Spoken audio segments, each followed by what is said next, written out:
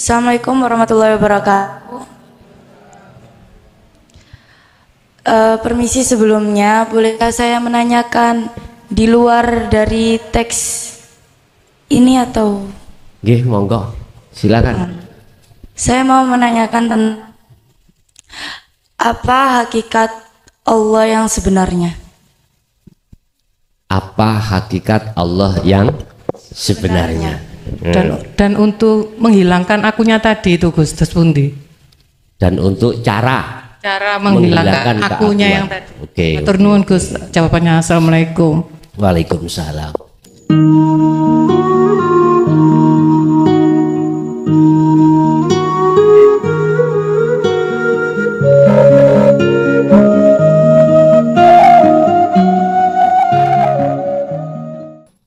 Alhamdulillah, dalam kesempatan malam hari ini kita masih diperkenankan Allah untuk berkumpul dan bermuajah dalam rangka taklim muta'alim yang pada malam hari ini sesuai dengan kejadian kami akan mengambil materi habis gelap terbitlah terang, habis listrik mati kemudian hidup. Tolong itu dibuka di dalam surah Al-Baqarah ayat 257.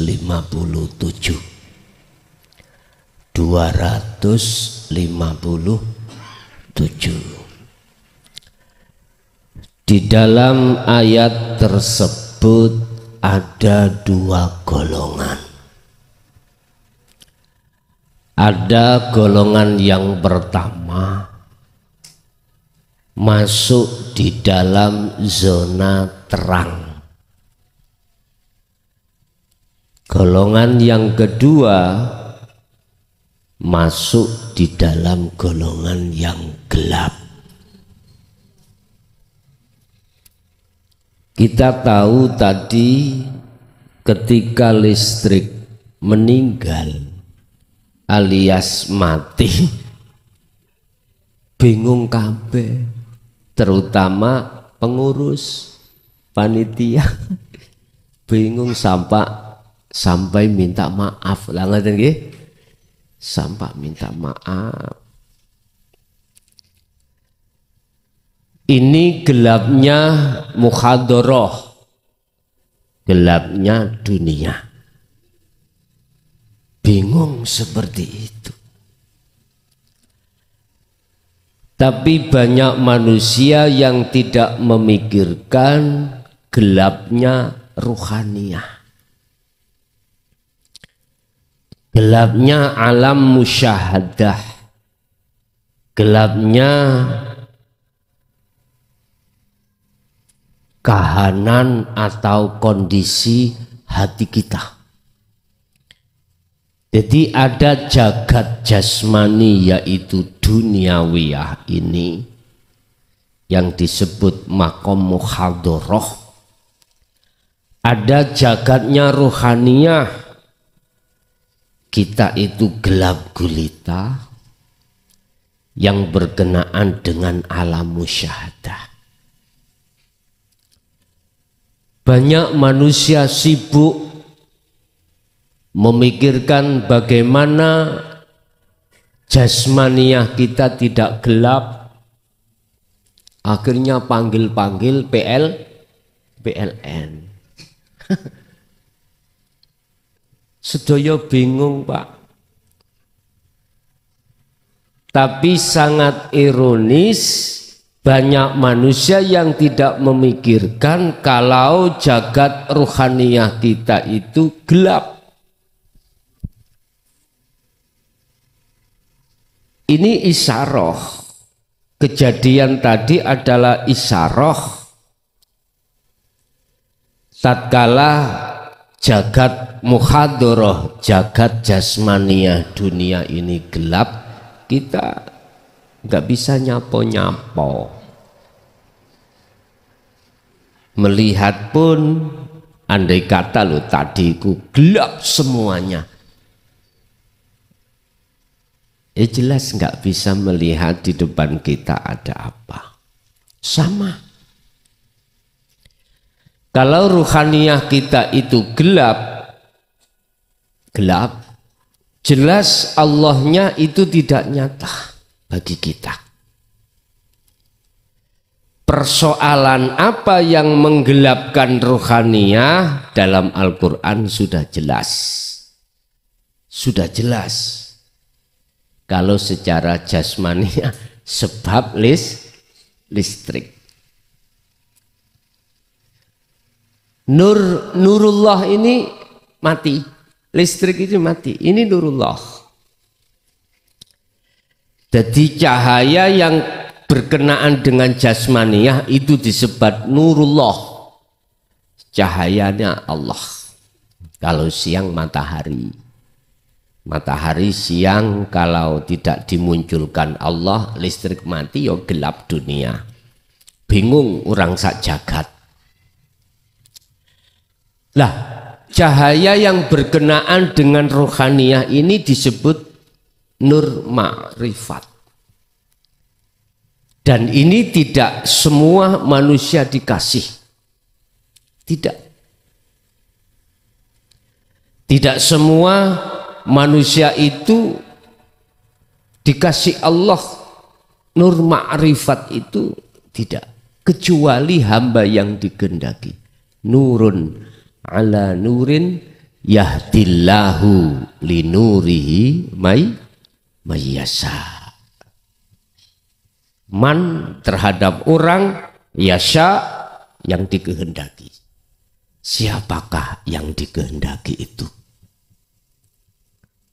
Siapa di antara manusia ruhaniyah yang dikehendaki Allah nur ma'rifat?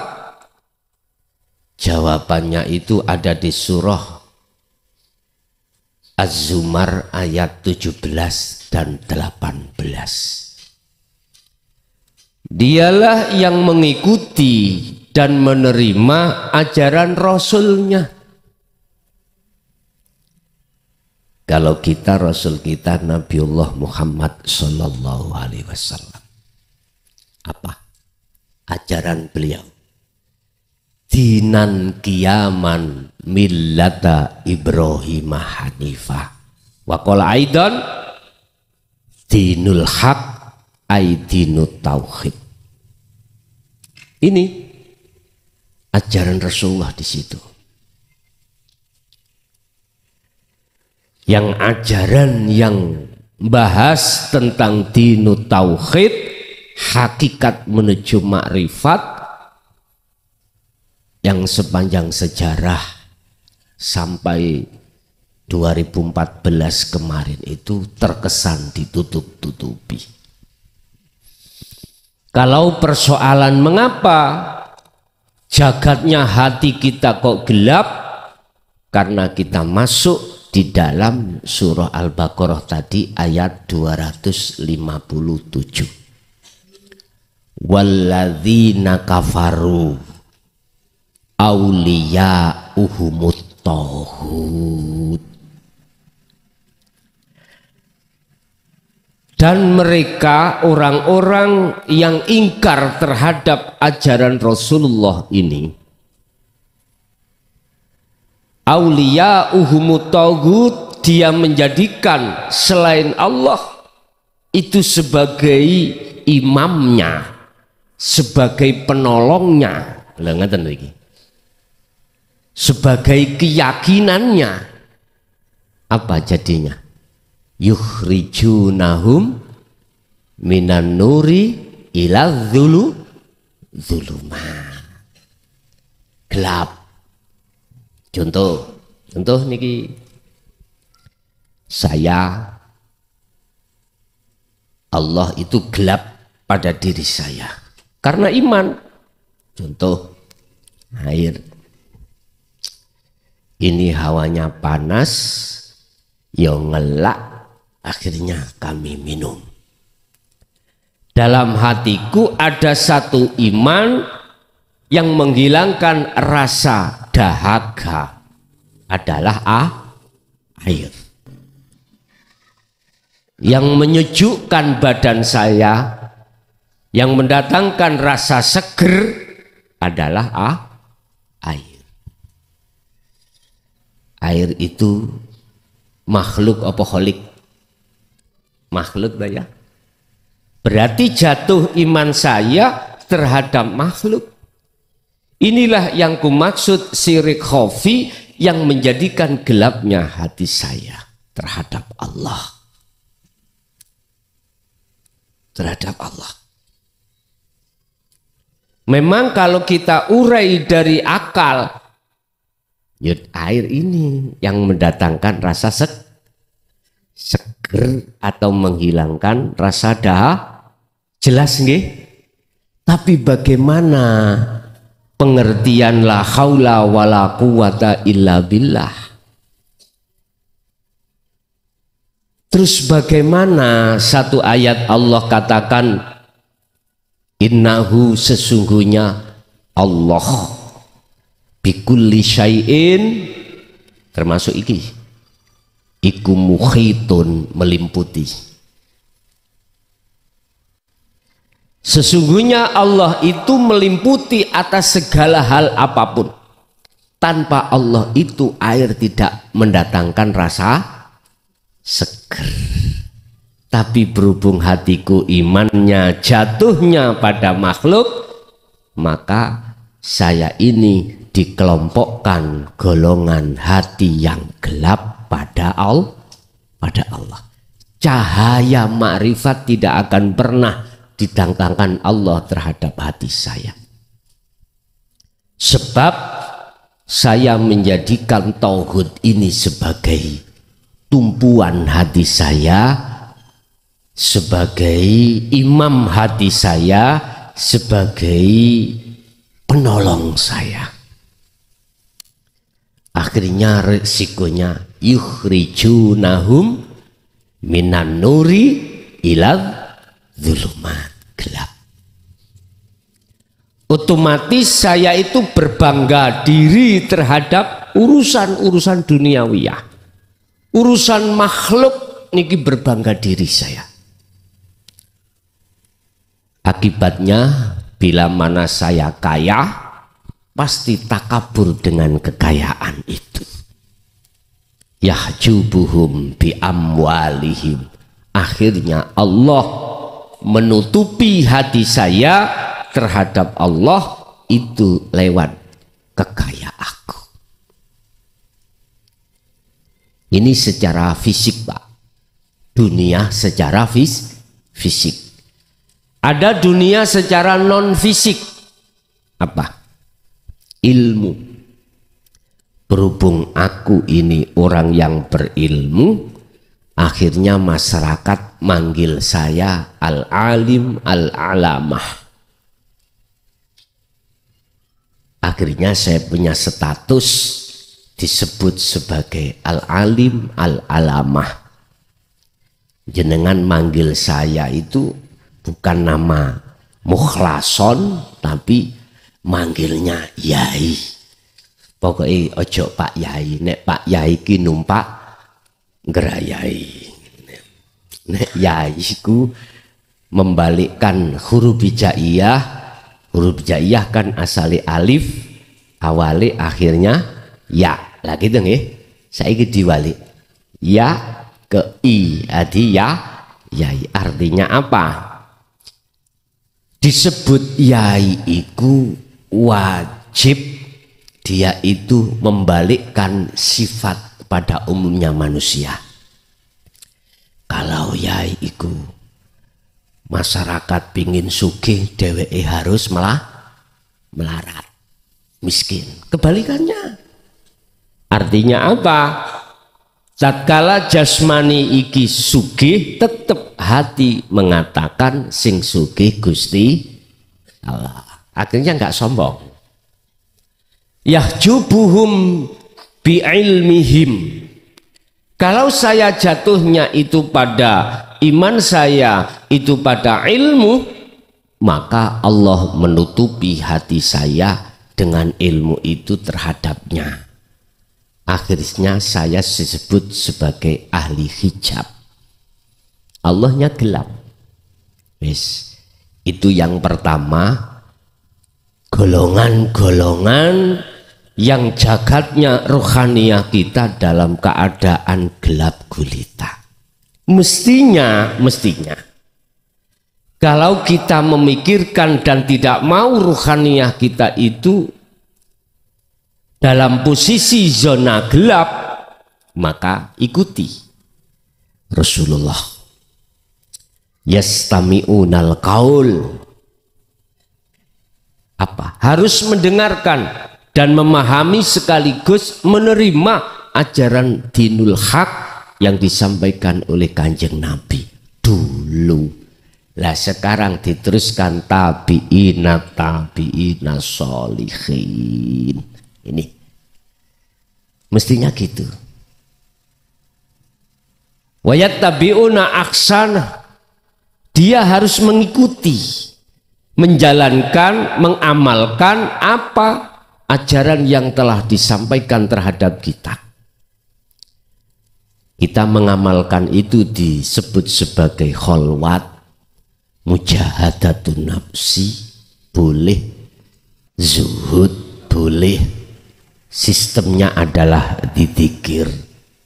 Baru itu kita akan dikatakan sebagai golongan yang keluar dari zona gelap menuju zona yang terang benerang. Mengapa beliau-beliau yang golongan yang nomor 2 itu disebut golongan yang terang? Sebab Allahu waliyul ladina amanu yukhrijuhum minadz-dzulumati ilan nur. Jelas sudah. Menjadikan iman jenengan kali kula itu hanya pada Allah. Allah yang kumaksud itu bukan nama. Allah yang kumaksud adalah sesuatu yang melimputi air tadi, Pak. Yang dalam Al-Qur'an disebut laisa kamislihi syai'. Ya ini loh, Pak. Paham? Huwal awwal wal akhir wal zahiru wal batin. Gak bisa nyebut kita. Oke, kita sebut secara umum wa anibu ila rabbikum. Rob, bahasa Quran itu Rob. Lekas kembalilah kau kepada Tuhanmu, sebab posisimu dalam keadaan gelap. Lekas kembalilah. Berarti prosesnya kita harus mengikuti ajaran dinul haq, kemudian mengamalkan, barulah mohon maaf, kita akan dikeluarkan Allah dari zona gelap menuju zona yang terang benerang. Qul ja'al haqqu wa zahaqal batil innal batila kana zahuqa. Tatkala kebenaran itu datang, maka sirnalah kebatilan. Tatkala lampunya menyala, iki al-haq, berarti kegelapan langsung hilang. Bun. Jadi ini tadi adalah isyarah mawon, Pak. Isyarah terhadap kita untuk memikirkan ruhaniyah kita itu bila mana dalam kondisi gelap gulita lekas.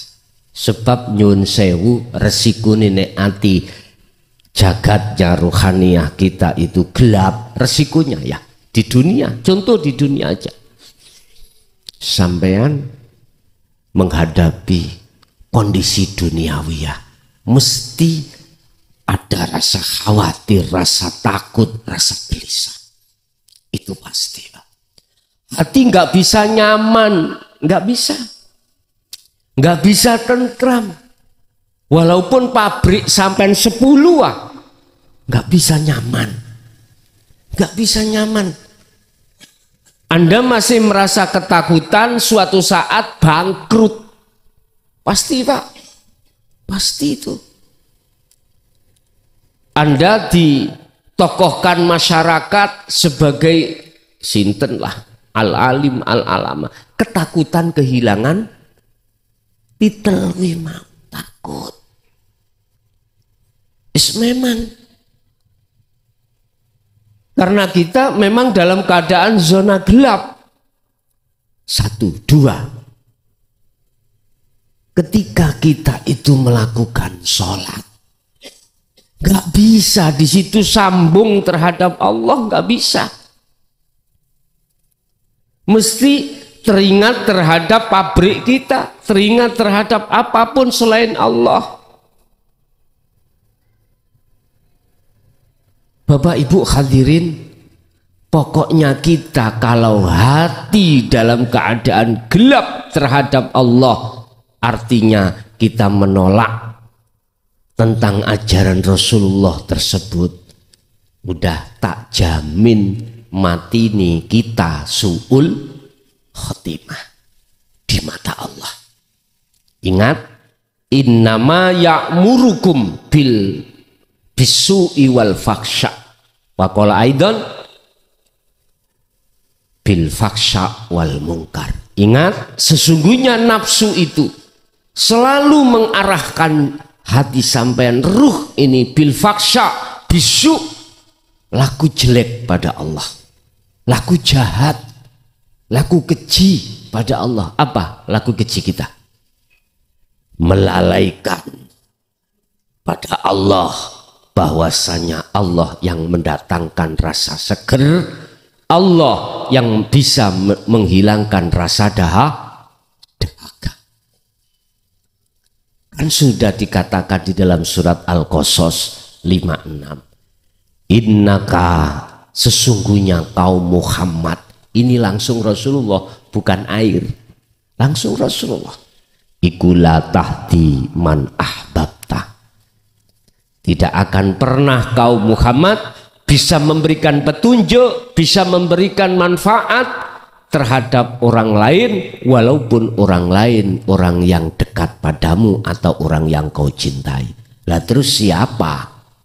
Walakinallaha yahdi mayyasha. Tetapinya Allah.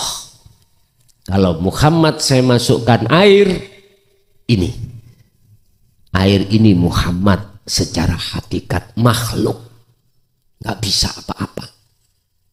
Cuman kalau kita sikapi secara syariat, tetap air bisa mendatangkan rasa seger, segar, atau bisa menghilangkan rasa dahaga. Cuman etikanya kita pada Allah, biar hati itu tidak salah, tetap secara lesan yo ngomong air, tapi secara ruhaniah beriman hanya pada Allah. Atau bahasa sederhana, Allah mengizinkan terhadap air untuk bisa menghilangkan rasa segar. Allah mengizinkan oleh baginda Rasul Muhammad untuk bisa memberikan syafaat. Paham nggih? Ampun salah paham jenengan. Yang terpenting iman kita hanya pada Allah, bukan terhadap selain Allah. Urusan secara akal, secara fisik mengatakan makhluk, monggo, itu memang kaidah di dalam dalil akli memang seperti itu. Bapak Ibu hadirin jamaah rahimakumullah, proses secara spesifik Allah mendatangkan nurun ala nurin untuk memadangi, menyinari jagate hati yang gelap terhadap mayyasha. Itu bagaimana? Pun secara spesifik Pak, gini, ruh atau roh, di dalam ruh itu ada rasa atau iman, di dalam iman itu ada cahaya, di dalam rasa itu ada cahaya, atau kami sebut nur makrifat. Di dalam cahaya itu ada urip atau hidup atau Allah subhanahu wa ta'ala. Prosesnya ada 4. Ruh, di dalam ruh ada iman, di dalam iman ada nur makrifat, di dalam nur makrifat ada Allah. Ini prosesnya kita untuk sampai kepada Allah. Caranya bagaimana? Simple. Ningati jenengan wajib ada iman yang ihsan. Wajib. Tanpa iman ihsan nggak bisa, Pak. Kita sampai makrifat Allah nggak bisa. Tanpa iman ihsan kita tidak akan dikasih Allah cahaya makrifat. Kita tidak akan dimasukkan di dalam surat An-Nur ayat 35 tadi, nurun ala nurin, nggak bisa. Iman kita harus ihsan. Ihsane iman itu akan menjadi ihsan kalau jenengan mengikuti kanjeng Nabi. Kul in kuntum tuhibbunallaha fattabi'uni. Ikuti aku, kata Rasul. Berarti wajib kita menerima ajaran dinul haq. Kalau bahasa dulu ilmu sejati. Nah, karena pada saat itu syariat belum muncul, Pak. Akhirnya para kekasih Allah itu langsung ning Jawa itu disebut ilmu sejati, yaitu sistem sangkan parane dumadi. Padahal iku maksudnya adalah innalillahi wa inna ilaihi rajiun. Boso ketika syariat itu hadir kalah lagi. Artinya ditindes. Ini sejarah loh, Pak. Sejarah. Jadi ilmu sejati ku dinul haq. Mboten wantun muncul. Mboten wantun. Lah sekarang dibuka bahasanya adalah dinul haq. Dinut tauhid huwaladzi arsala rasulahu bil huda wa dinil haq. Huwa utawi Allah iku arsala ngutus sapa Allah rasulahu terhadap utusannya bil huda dengan membawa petunjuk wa dinil haq aidinut tauhid. Itulah ajaran khusus ilmu tauhid supaya ruhaniyah itu apa? Bisa mengesahkan Allah, bukan malah menyekutukan, mengesahkan Allah. Akhirnya trap-trapannya yaitu, Pak, ilmu dinut tauhid yang kita bahas setiap saat dan waktu itu. Kalau itu sudah masuk, maka Rasulullah bilang anta budallaha ka'annaka taroh. Akhirnya ketika kau sholat, berhubung sudah ada su'aul basyirah, sudah ada zikir sirul asrar dalam diri hati jenengan, di pos pertama su'aul basyirah, rasa yang benar, iman yang benar. Akhirnya seakan-akan ketika kau sholat dikatakan seakan-akan bisa melihat Allah, seakan-akan. Gambarannya seakan-akan itu bagaimana, Pak? Karena tauhid yang kita bahas adalah la ilaha illa anta, sudah tidak huwa, tidak Allah, tapi anta, jenengan, berarti dekat Allah itu.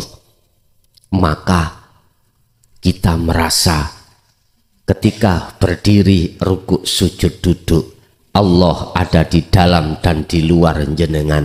Akhirnya kita merasa meyakini yang menggerakkan kita hanyalah Allah. Itu prosesnya.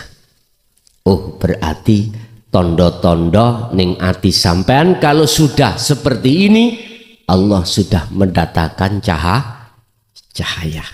Iman sampean tidak terhadap makhluk diri kita yang bisa sholat, enggak, tetapi di dalam hati jenengan bergemuruh sesungguhnya la haula wala quwata illa billah.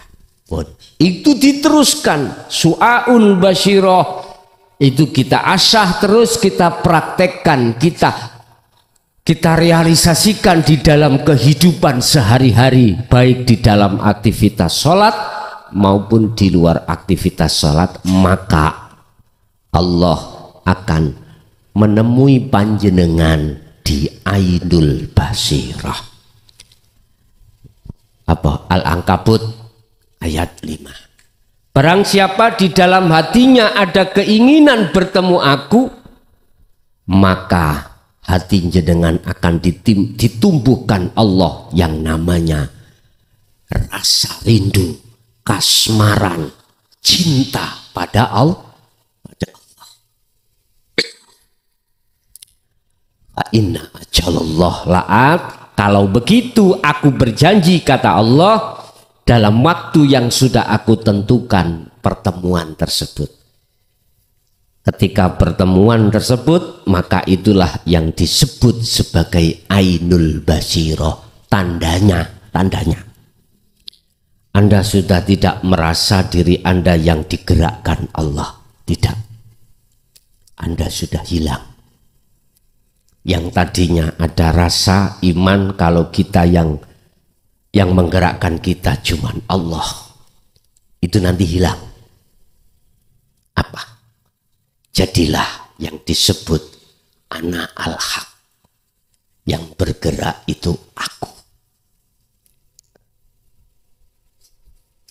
Aku ini loh Pak. Paham ya? Innani anallah. Sesungguhnya aku itu adalah yang dawuh itu bukan aku makhluk. Paham ya? Aku makhluk itu sudah fana. Sudah kembali kepada asal. Asal kita itu tidak ada, Pak. Kita adanya sebab diadakan yang ada. Udah, kita kembali. Kembali ke asal tidak ada. Berarti yang ada hanyalah Allah. Loh, justru kita kembali ke asal itulah maka yang nyata di dalam diri Anda adalah keakuannya Allah. Tapi gak usah dikeluarkan bahasa lisan. Jangan. Minggir, Allah sholat. Jangan begitu. Minggir. Allah ngombe, ya jangan begitu. Jangan. Nanti sih nggak paham lu geger, Pak. Bergai mandangi syariat dengan hakikat beda. Kalau mandangi syariat makhluk yang melakukan, tapi kalau pandangan hakikat yang melakukan adalah Allah. Allahu khalaqakum wa ma ta'malun. Kita nggak bisa melakukan apapun sebetulnya. Wa ma ta'malun. Apa yang muncul dalam diri kita itu sebetulnya adalah Allah. La haula wala quwata illa billah. Jelas. Oleh karena kebanyakan ilmu untuk membuka tabir ini nggak disampaikan di tengah umum, makanya akhirnya kita sebagai umat pekok. Tahu pekok? Nggih, merem terus. Hati gelap terus kita pada Allah. Akhirnya kita sholat pokoknya jalankan kewajiban beres. Itu aja kita akhirnya. Mutu nilai sholat enggak ada. Padahal Allah mengatakan dalam salah satu ayatnya, inna sholata tanha anil faksha wal munkar. Anil faksha akan apa? Menolak dari perbuatan faksa. Faksa itu perbuatan keji nang Allah. Apa bentuk keji? Kita tidak ingat, kita tidak sadar, semua itu Allah. Tapi kita justru mengatakan dan beriman itu karena makhluk. Pak D, matur suwun, terima kasih. Kula pun sampean tolong. Lah, Pak D, makhluk. Air sama. Ini faksa. Wal mungkarnya mana? Kita ingkar menolak ajaran Rasulullah di jalur dinu tauhid ini, Pak. Makanya mana sih sholat yang betul-betul bisa menolak fahsya wal mungkar? Mana? Nanti kita cari ayatnya. Kalau boleh saya katakan, ya sholat sing khusyuk iku bos. Sholat sing hatimu itu bisa bertemu Allah. Yaiku. Wistahlah Pak. Siapapun Anda, jikalau hati Anda itu sudah hanya beriman pada Sang Khalik, Tuhan yang Maha Esa itu, la khaufun alaihim walahum yahzanun. Estu. Apapun yang sampai hadapi di tengah keluarga, sekalipun nggak ada yang dimakan, besok apa yang dimakan sekarang nggak ada, mboten bingung. Jenengan mboten bingung. Ya tidak takut, tidak ada rasa khawatir besok itu saya makan apa. Karena Allah sudah menjamin, wa may yattaqillaha yaj'al lahu makhrajan. Pasti akan didatangkan Allah. Iki Quran, Pak. Saya selalu memakai hujah itu Quran. Selalu. Kalau as-sunnah ijma' ya sebagai muqabbalah aja. Sebagai pendorong, penyemangat jenengan. Oh, makalah Syekh Ibnu Athaillah ini sebagai referensi, sebagai tambahan aja. Bapak Ibu hadirin, kalau rasa ini sudah jenengan bangun, maka di dalam rasa itu ada cahaya, ini akan dinyalakan Allah. Yang disebut nur makrifat. Kalau ini sudah menyala, makbyur dalam hati jenengan, maka Anda pasti makrifat pada Allah. Lah, makrifat Anda itu tidak hanya di dalam waktu sholat saja, enggak. Waktu makan, waktu minum, waktu apapun aktivitas, Allah akan menemui panjenengan di saat-saat yang Allah tentukan. Cuman Allah menghendaki itu ada alasannya. Apa? Satu, purun mau mengikuti kanjeng Nabi. Dua, mengamalkan atiullaha wa atiur Rasul. Tiga, istiqomah. Istiqomah iki sing apa?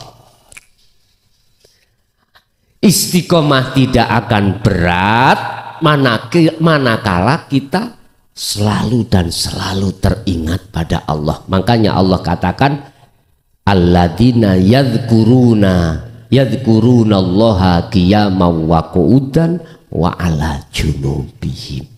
Sesungguhnya pengikut-pengikut Rasulullah Muhammad itu, Pak, baik keadaan berdiri, keadaan duduk, keadaan berbaring, beliau selalu menjaga zikir. Sing tak maksud zikir, eling, ingat, sadar, bukan air yang mendatangkan rasa seger, tapi Allah Subhanahu wa ta'ala.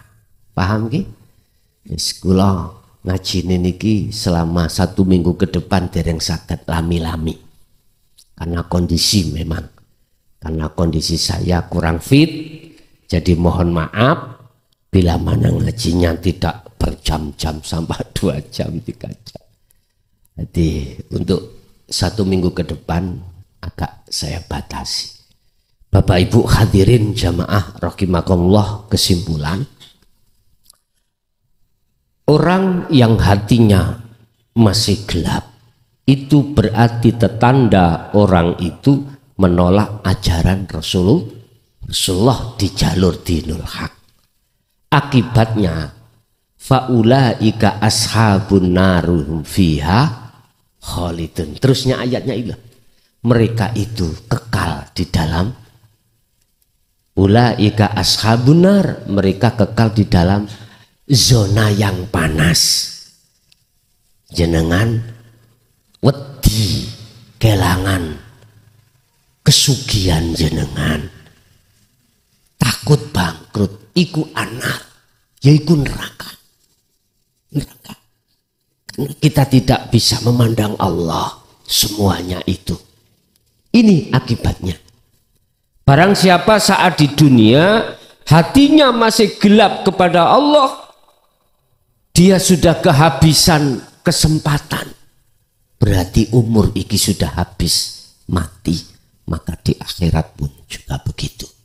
Jawabannya itu ada di surat Al-Isra ayat 72.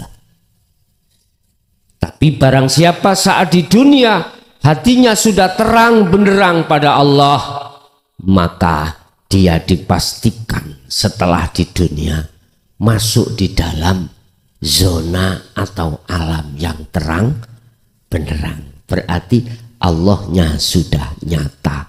Inilah yang kusebut sebagai husnul khotimah. Mengapa? Sebab karena dia menjadikan Allah itu sebagai imamnya, Allah sebagai keimanannya, Allah sebagai penolongnya, bukan selain Allah. Bukan Allah yang kumaksud nama, bukan. Tapi yang kumaksud Allah itu adalah hidup. Yang hidup itu laisa kamislihi syai'un. Kalau bahasa Nasrani mungkin Allah, monggo. Bahasa Hindu apa itu, bahasa Buddha apa, terserah. Sing penting hatimu masuk ke dalam keesaan Tuhan. Makanya bahasa Quran wa anibu ila rob ya, rob itu pangeran, Tuhan. Beda dengan rok ya. Rok iku sing digawa wedok rok. Tapi Allah Rob iku yo jero rok. Sami mawon. Lah itu al-khalat kan dawuh. Ana al-haq la fi jubati illallah. Saya adalah Allah, kebenaran. Allah. Enggak ada di dalam jubah saya, di dalam kecuali Allah. Jubah kan rok podo. Sama. Berarti ya ini loh Pak. Paham nggih? Inilah sejatinya wujudnya Allah yang secara umum disebut Tuhan. Wa anibu ila rabbikum. Wis kembali ya, lekas kau terhadap Tuhanmu sebelum kesempatanmu habis. Artinya sisa umur kita ini Bapak Ibu gunakan sebaik-baiknya untuk kembali pada Allah. Artinya kembali, tatalah iman ini hanya kepada Rob, jangan pada makhluk. Segala hal apapun yang terjadi pada diri jenengan, amal arif la yarawna li anfusihim syai'an, tidak akan pernah beriman kalau saya yang melakukan, saya makhluk yang melakukan, tidak. Tapi beliau itu yusyahid annal fa'ilah huwallahu ta'ala, hanya akunya Allah yang berperan. Begitulah mungkin kesimpulan dalam surat Al-Baqarah ayat 257. Kita masuk pada sesi tanya jawab dan dialog. Barangkali ada yang perlu ditanyakan, monggo kami persilakan. Assalamualaikum warahmatullahi wabarakatuh. Mohon maaf Gus, sebelumnya saya mau tanya, Nur Muhammad itu yang mana dan Nurullah itu yang mana? Mohon penjelasannya Gus. Sekian, terima kasih. Wassalamualaikum warahmatullahi wabarakatuh. Waalaikumsalam warahmatullahi wabarakatuh. Proses innalillahi dari hidup yang kumaksud bukan sifat loh. Ini maksudnya ya. Ini turun namanya Nur Muhammad. Dari kacamata hakikat, Nur Muhammad adalah wiji kang dumadi saklebete urip. Sesuatu yang terjadi di dalam hidup. Umpama saya gambarkan itu gini Pak. Dalam nutfah seorang bapak, nutfah itu bahasane mani. Dalam mani itu ada sel. Lah sel inilah nanti akan bertemu terhadap ovum atau sel telur. Lah yang disebut Nur Muhammad ini adalah sel inilah. Ini ada di alam namanya nukot goib, di mana alam yang dijamin oleh Allah terjaga. Terjaga itu apa? Nggak bisa nafsu masuk, nggak bisa.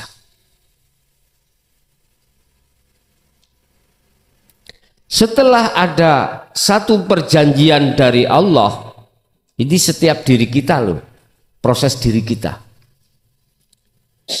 Alastu birabbikum, jenengan jawab qalu bala syahidna, maka itu disebut ruh. Ruh. Akhirnya berkembanglah 40 hari menjadi darah, daging, terus proses pembentukan dan penyempurnaan.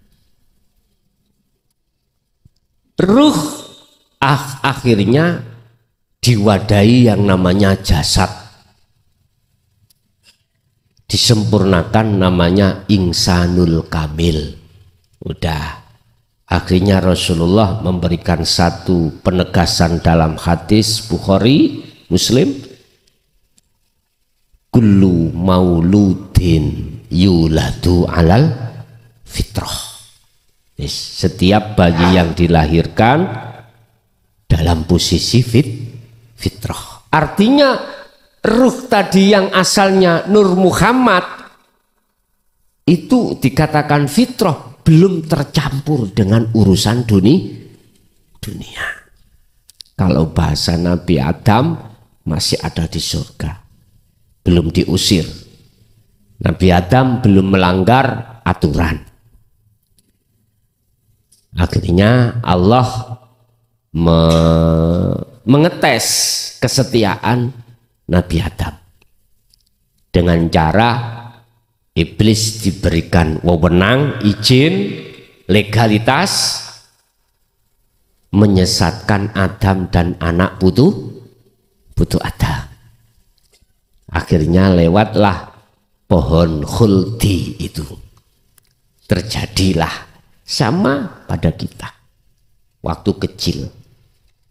Waktu mancik, akil balik, kesetiaan sampean yang sudah diambil perjanjian oleh Allah diuji lewat nafsu. Bentuk sifat basariah. Akhirnya kita dulu hati ini bercinta, bersukaria, beriman pada makhluk. Akhirnya tumpuan hati kita adalah makhluk, imannya pada makhluk. Makanya jangan heran manusia dimanapun tidak mau miskin, nggak mau. Dalam dirinya wajib kaya, wajib mewah segala-galanya. Walaupun ditempuh dengan cara miturut agama tidak diperbolehkan, dilakukan. Yang penting kaya. Sebab dengan kekayaan itu masyarakat akan hormat. Nggih. Coba jenengan jadi orang termiskin di kampung, pekerjaan kita juga nggak jelas.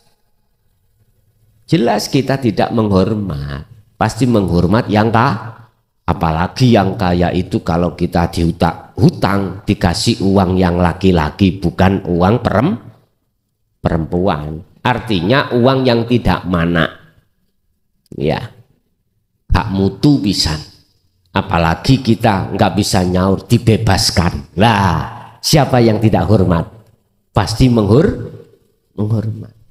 Lewat ilmu kita alim, dipuja. Padahal sesungguhnya mohon maaf, kita masih di dalam posisi jatuh pada Allah. Kita masih gelap pada Allah. Itulah bentuk innalillahi. Lah sekarang Allah menyuruh kita wa inna ilaihi raji'un. Insanul kamil harus difanakan, ditiadakan. Keakuan diri kita harus tiada sebagai makhluk. Insanul kamil sudah fana, nama ruh juga fana, nama Nur Muhammad yo fana, akhirnya nama apa? Nggak bisa kita sebut. Akhirnya diberikan kemudahan di dalam surah Toha ayat 14 itu innani Allah. Kalau bahasa kitab hikam itu tondo, kalau kau sudah wa inna ilahi roji'un atau sudah makrifat pada Allah, yusyahiduna annal fa'ila wallahu ta'ala. Itu berarti Nur Muhammad itu wiji kang tumati sak lebete urip. Itulah sesuatu di dalam hidup. Kalau tidak ada Nur Muhammad, nggak akan muncul makhluk sejagat ini. Ya, kalau tidak ada Nur Muhammad dari hidup dari Allah, nggak akan pernah muncul kita sebagai makhluk. Tapi ojo disebut anak Tuhan lo ya, karena lam yalid walam yulad. Jangan.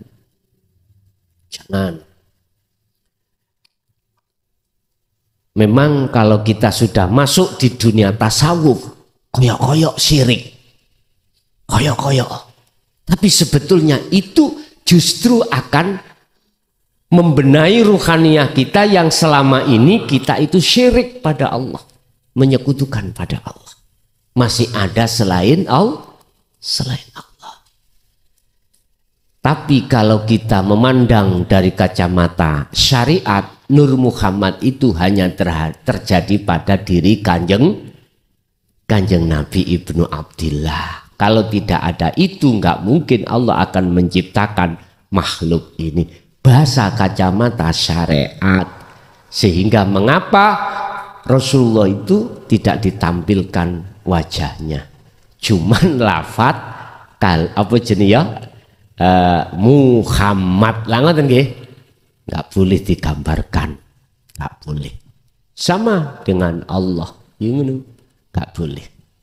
Makanya persaksian syahadat mulai zaman Nabi Adam sampai Nabi Muhammad tetap Muhammadur Rasul.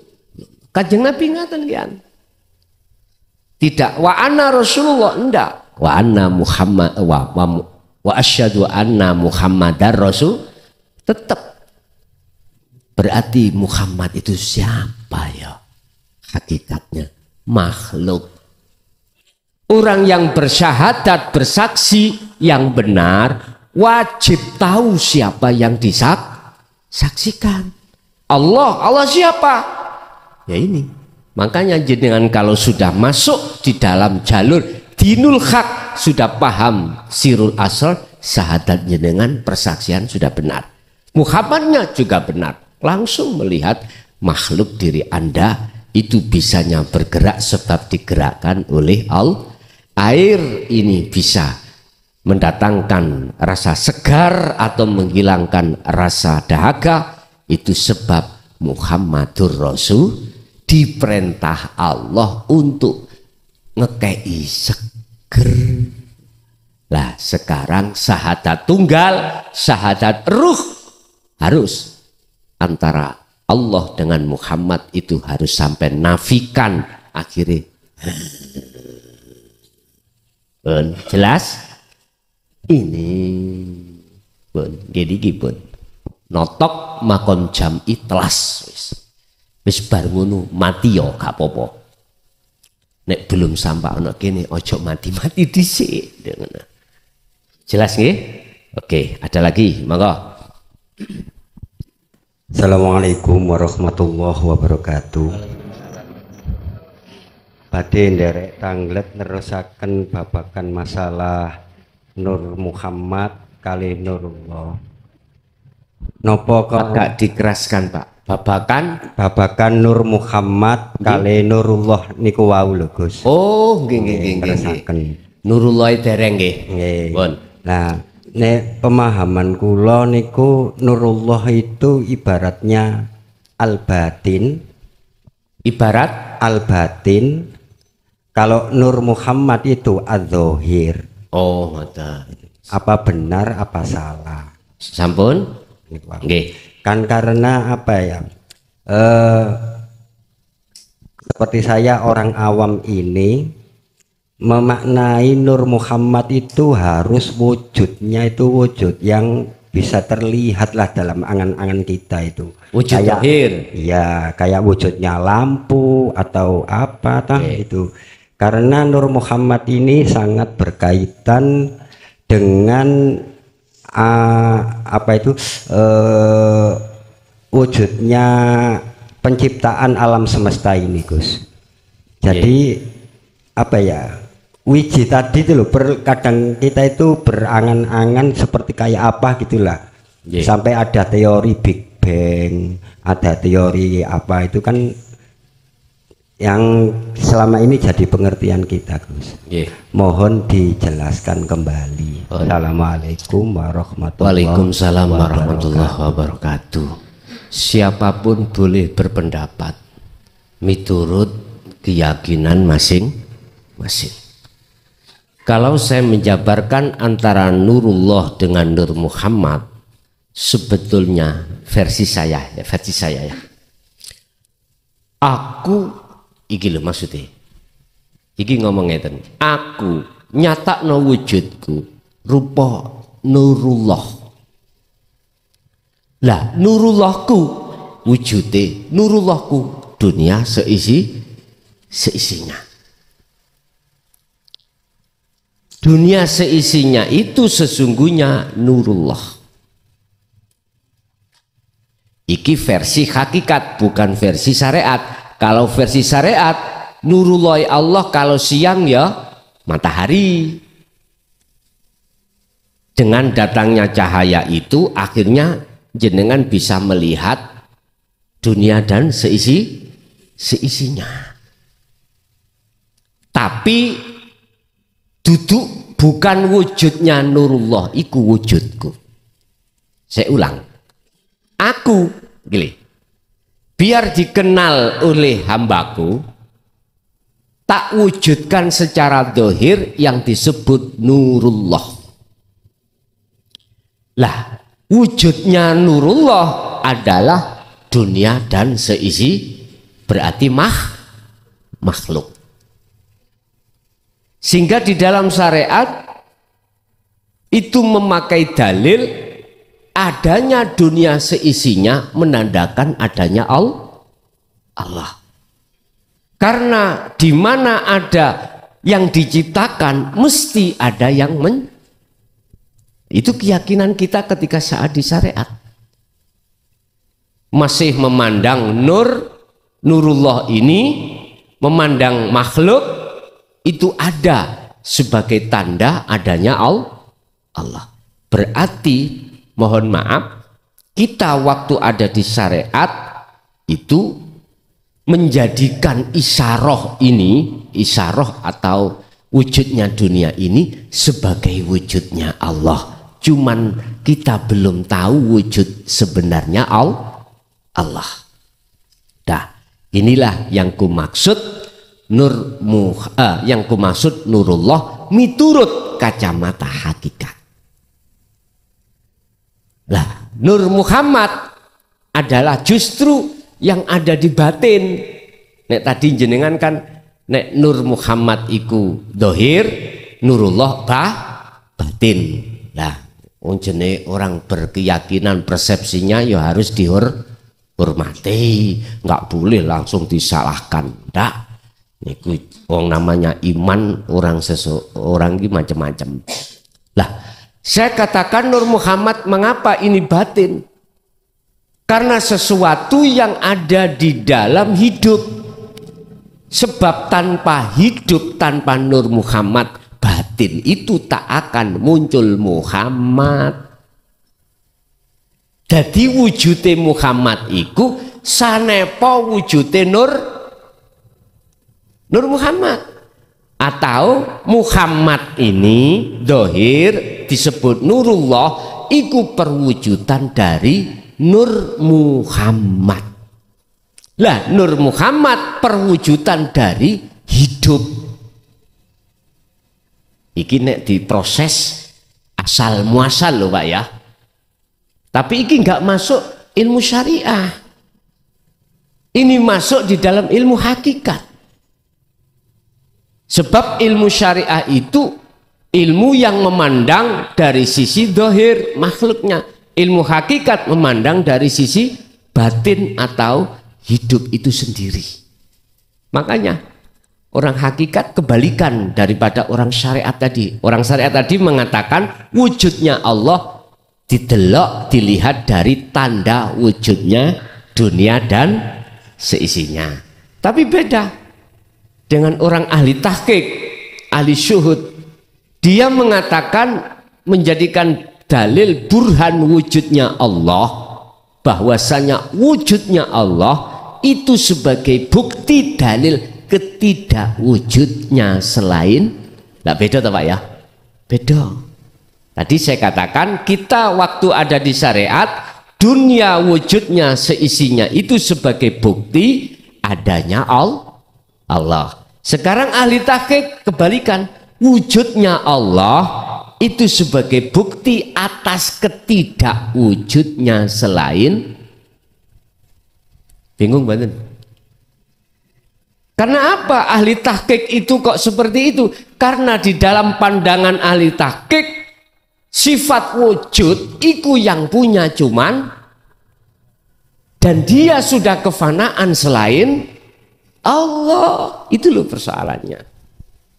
Lah kita berhubung belum kenafian kefanaan selain Allah dalam konteks wujud sifat, maka kita masih merasa wujudnya kita diwujudkan oleh Allah. Ya gak salah, bener secara kacamata syariah. Sebab dalilnya yo eneng, Allahu khalaqakum ya ayyuhan nas ittaqu rabbakumul ladzi khalaqakum. Wahai manusia, bertakwalah kamu kepada Tuhanmu, yang Tuhanmu itu yang menjadikanmu. Anas berarti tidak hanya umat Islam loh Pak ya. Enggak, itu umum, makanya kalimahnya itu bukan Allah. Adi ya ayyuhannas ittaqu rabbakumul ladzi khalaqakum. Bertakwalah kamu terhadap Tuhanmu yang telah menjadikan kamu, menjadikan kau itu.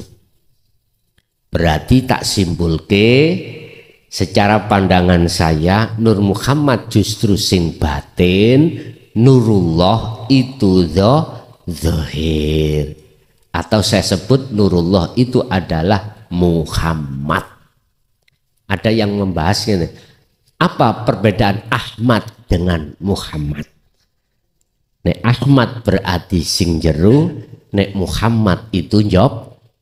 Oh, mungkin dibuka di dalam kitab Sirul Asror karangane Imam Ghazali.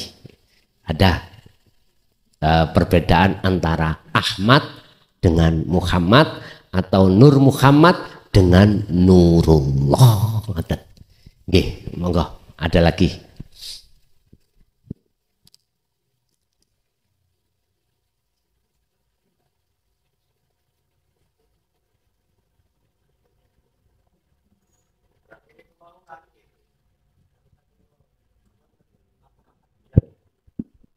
Pripun? Ngeten. Makom ahadiyah itu adalah makom proses kita menjadikan satu dari banyak. Itu makom ahadiyah. Lah, makom ahad berarti sudah banyak, itu sudah hilang menjadi ahad. Kados ngeten. Ahadiyahkanlah semua apa yang ada pada diri makhluk. Berarti kita harus mandang hidup aja. Jangan mandang makhluknya. Jangan mandang makhluknya. Kalau mandang hidup, berarti sing punya sifat hidup siapa? Allah saja toh. Itu berarti kita proses ahadiyah menuju ke ahad. Wes sifat apa jenenge asmaul husna di dalam Al-Qur'an mulai saka dene Ar-Rahman, Ar-Rahim sampai As-Sabur ya, 99. Ini harus kita jadikan satu. Proses menjadikan satu inilah disebut proses ahadiyah. Yang maksud tujuannya untuk menjadi ahad. Berarti nama 99 itu di apa? Ngeten iki apa no? Diringkas dilebokno wadah jenenge Allah. Berarti Allah iku makna ahad. Dan mana ahad? Lah proses untuk menuju ke ahad menghilangkan kabeh ini dan memasukkan terhadap satu wadah nama itu, proses itu disebut ahadiyah. Terserah kita memandang dari mana.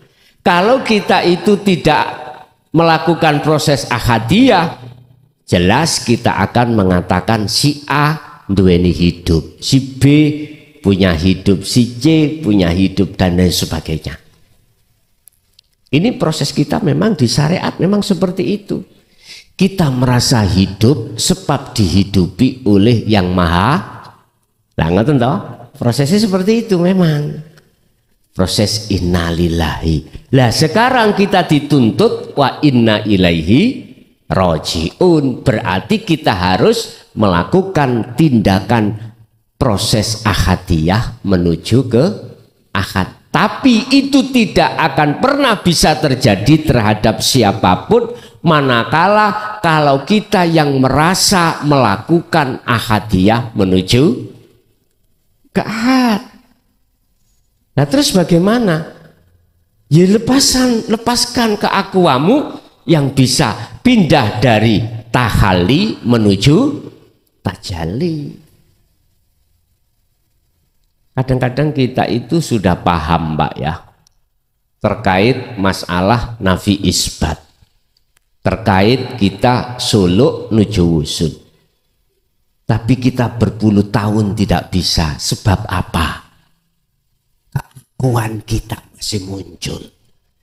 Yang merasa kita yang berpikir, merasa kita yang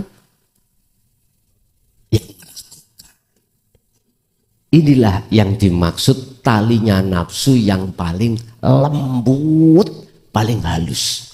Gini. Ilmu menguasai kita. Laku tiap saat dan waktu. Tapi merasa diri kita yang melakukan. Nggak bisa. Sampai kapanpun nggak bisa. Kalau masih menduakan Allah. Ingat. Ya bunaya la tusyrik billah. Sebab inna syirka la zulmun. Anak putuku jangan menduakan Allah dengan sesuatu hal yang lain termasuk dirimu. Sebab kalau ini masih terjadi, inna syirka sesungguhnya menduakan Allah iku la zulmun adzim, menggelapkan dirimu. Jelas Pak nggih? Nggih. Ada lagi. Assalamualaikum warahmatullahi wabarakatuh. Permisi sebelumnya, bolehkah saya menanyakan di luar dari teks ini atau? Nggih, monggo. Silakan. Saya mau menanyakan tentang apa hakikat Allah yang sebenarnya? Apa hakikat Allah yang sebenarnya? Dan untuk menghilangkan akunya tadi itu Gus pundi? Dan untuk cara menghilangkan akunya yang tadi. Oke. Matur nuwun Gus, jawabannya assalamualaikum. Waalaikumsalam. Hakikatnya Allah itu yang bagaimana? Sampai tinggali kula. Bukan angin loh ya, bukan udara. bukan hawa.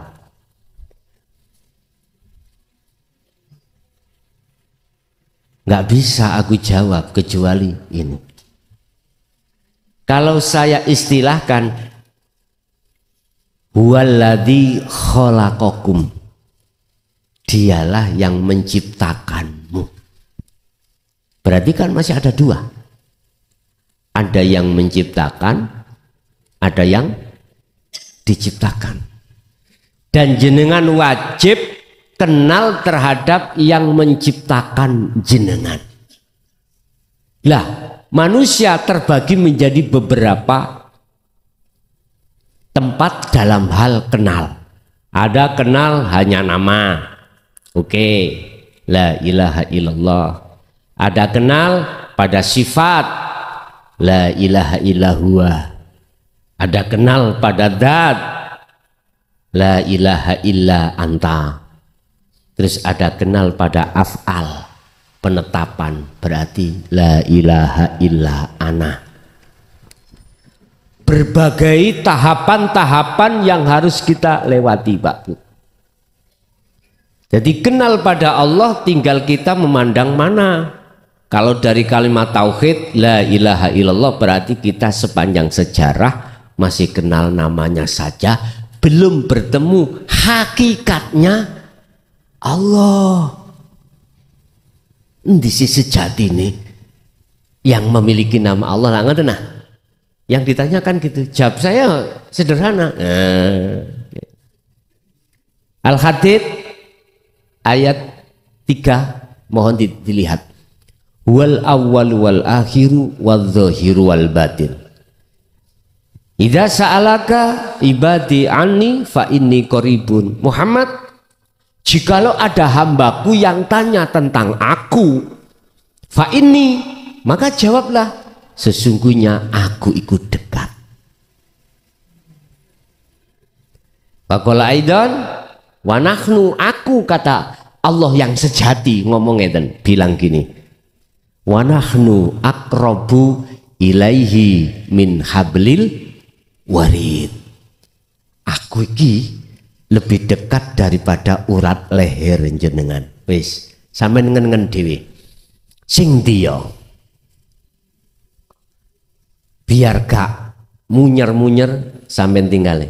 Ini deh.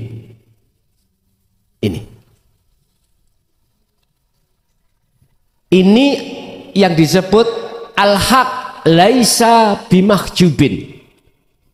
Ini tidak bisa ditutupi dengan apapun. Gak bisa. Artinya al-haq bahasa syariat Allah. Al-haqqu utawi Allah iku laisa bimahjubin, tidak bisa ditutupi dengan sesuatu apapun. Mengapa? Karena di pandangan ahli syuhud, ahli yang sudah sampai pada Allah, selain Allah itu sudah tidak ada. Bagaimana mungkin bisa menutupi Allah? Menutupi Allah.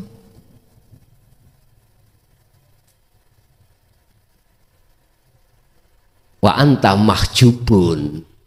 Sementara kamu itu manusia yang terhijabi. Dengan apa? Dengan dirimu sendiri. Makanya di dalam hadits qudsi Allah dawuh, man arafa nafsahu faqad arafa rabbahu. Kalau sudah kenal dirimu berarti kau sudah kenal Tuhan. Yaitu maksudnya.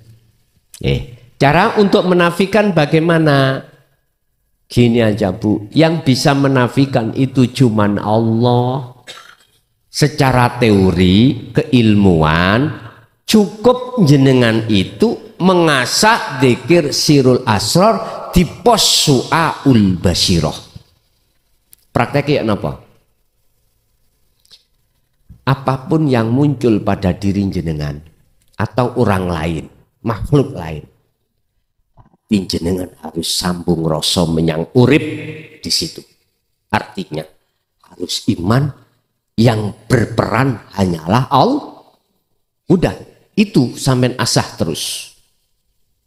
Nanti Anda akan dinafikan Allah sendiri. Akhirnya sampailah pos kedua, ainul basyirah, melihat, bertemu. Udah. Nek sudah, kalau sudah di situ gendeng sampean, pasti gendeng. Artinya hati itu gila pada Allah, bukan gila pada selain. Apa gila sing di jalan-jalan itu ngomel, bukan. Gila ini kok gendeng toh Pak?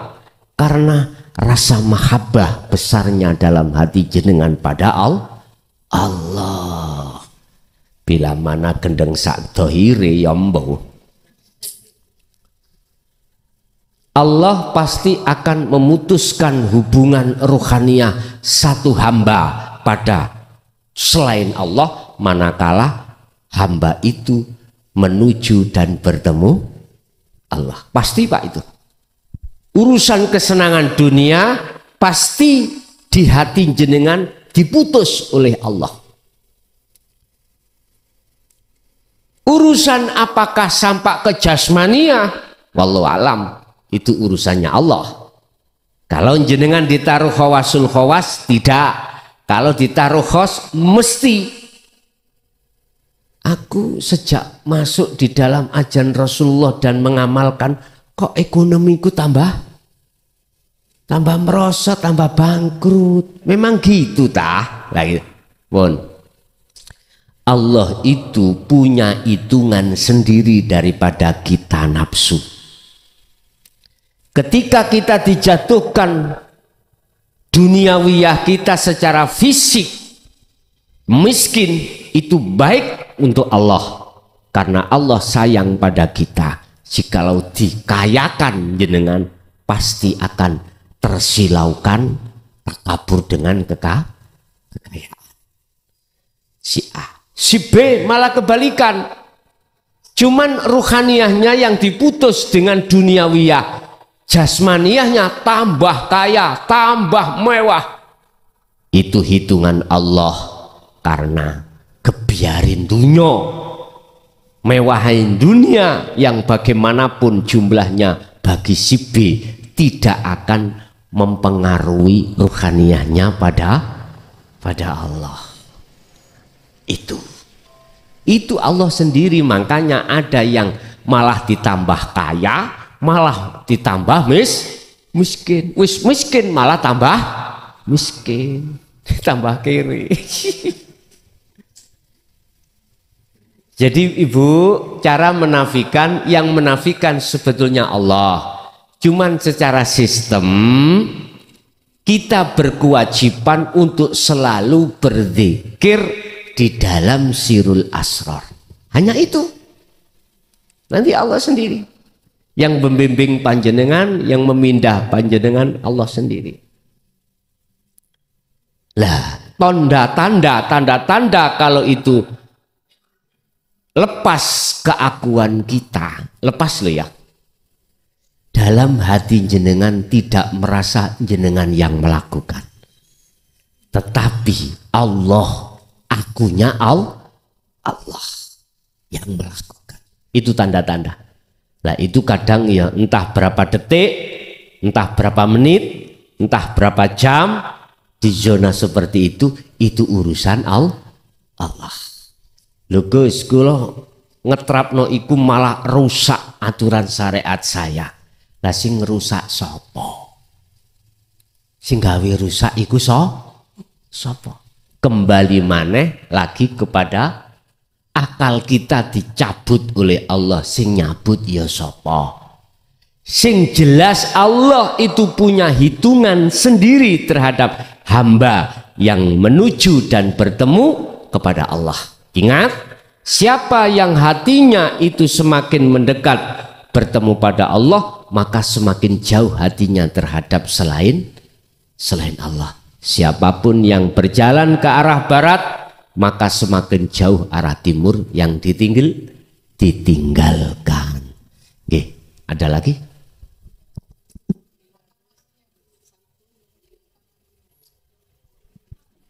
Lah ya Bu, menghilangkan akunya, hilangi aku jenengan sing ngilangke nggih Gusti. Jenengan kali kula iki tugase berzikir sirul asrar di dalam su'aul basiroh.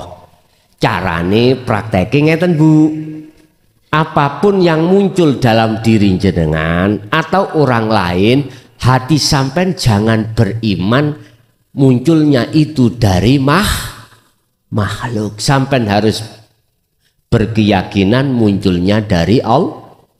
Lah Allah itu di dalam diri jenengan, di luar diri jenengan. Nggih.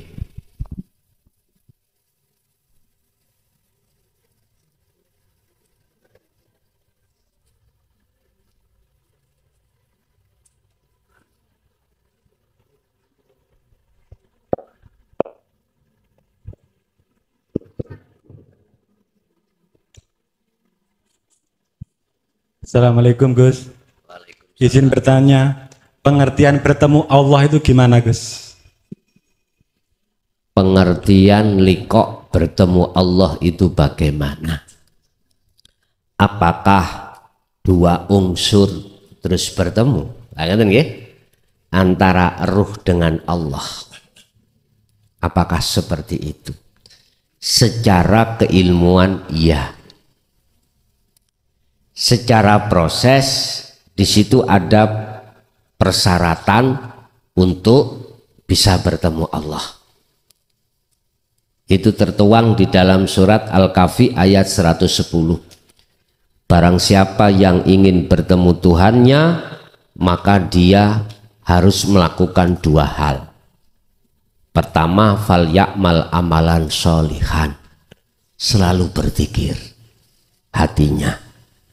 Yang kedua, wala yusyrik, jangan jangan menduakan Allah. Artinya jangan muncul keakuan kita.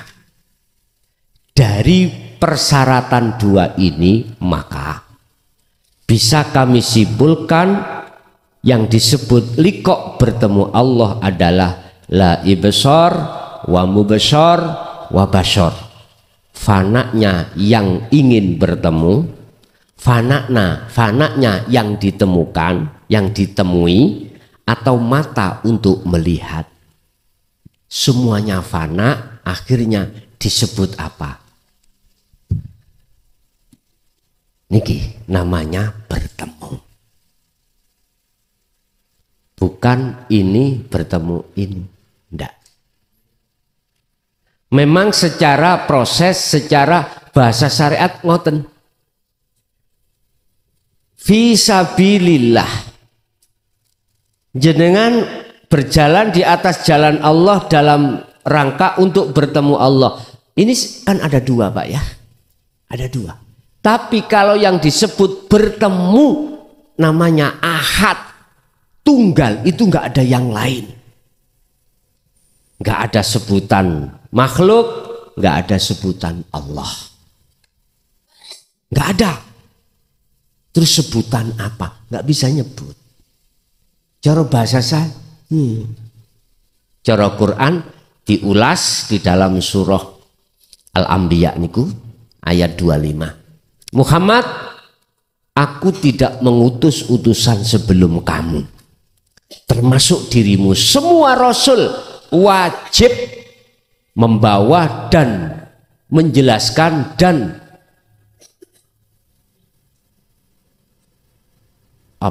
mengenalkan tentang tauhid la ilaha illa ana wa ma arsalna min qablika mir rasulin illa nuhi ilaihi annahu la ilaha illa ana.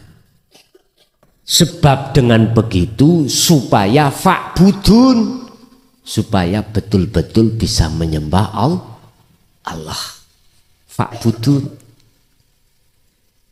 Jadi inilah sebagai dasar saya, dulu Kanjeng Nabi itu juga membahas bab ini. Memahamkan, mengajarkan tauhid la ilaha illa ana maksudnya. Iya. Kalau tidak, gak mungkin Pak. Akan muncul surat Anbiya ayat 25. Munculnya wahyu ini menandakan bahwasanya di samping Rasulullah juga melakukan maksud daripada tauhid ini, juga mengajarkan terhadap para sahabat.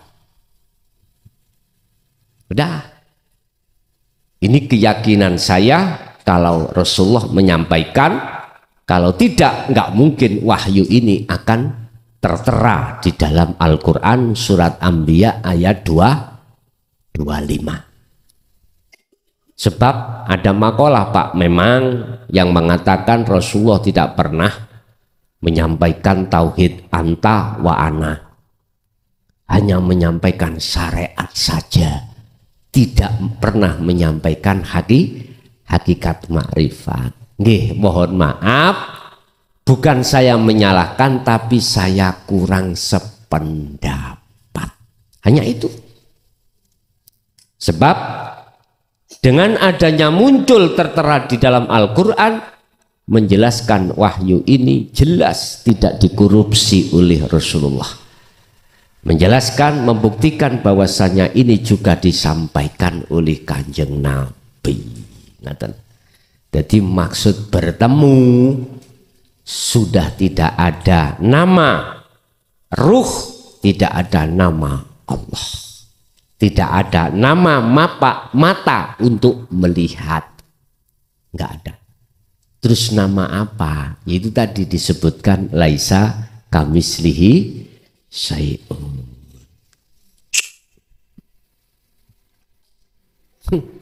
Widek lho Pak nggih. Idek tapi enggak senggolan. Apa nih sing disenggol? Wong sing disenggol tidak ada. Itulah ahad sebetulnya. Nggih. Dah cukup Pak nggih? Yes, nggih, ngapunten nikang kathah, matur suwun atas segala atensinya yang masuk di majelis ini awalan sampai akhir. Apa yang telah kita terima dari Allah semoga menjadi ilmu ingkang manfaat, barokah terhadap kita dan keluarga kita, terutama anak turun kita ila yaumiddin. Lahumul Fatihah.